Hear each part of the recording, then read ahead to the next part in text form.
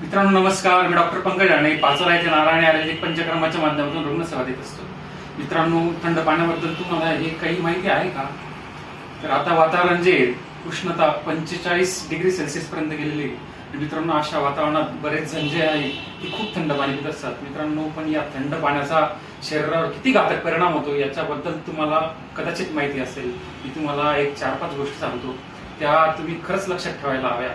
मित्रांनो, अतिशय थंड पाणी जे आहे ते शरीराला खूप हानिकारक आहे.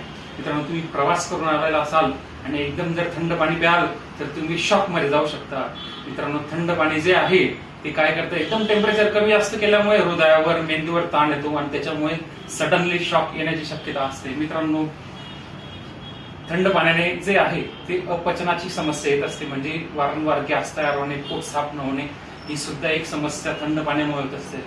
थंड पाण्यामुळे दुसरी गोष्ट म्हणजे भूक लागत नसते. थंड पाण्यामुळे तिसरी गोष्ट म्हणजे पायाला जे रात्री जे गरमपणा येणे, पायाला आग होणे, हे प्रकार थंड पाण्यामुळे होत असतात.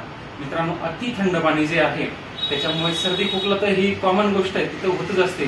पण शिवाय दुसरी गोष्ट म्हणजे ते इनडायजेशन, अपचन, भूक न लागणे, याबरोबरच छातीत जळजळ, पोटात जळजळ या गोष्टी होत असतात. मित्रांनो, थंड पाणी हे काही चांगलं नाहीये.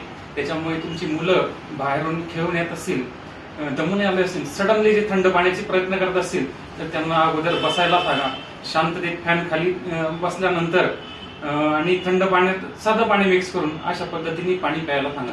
मित्रांनो, थंड पाणी जितकं चांगलं आहे त्याच्यापेक्षा खूप जास्त वाईट आहे. त्याच्यामुळे या वातावरणात थंड पाणी जास्त पिऊ नका. धन्यवाद.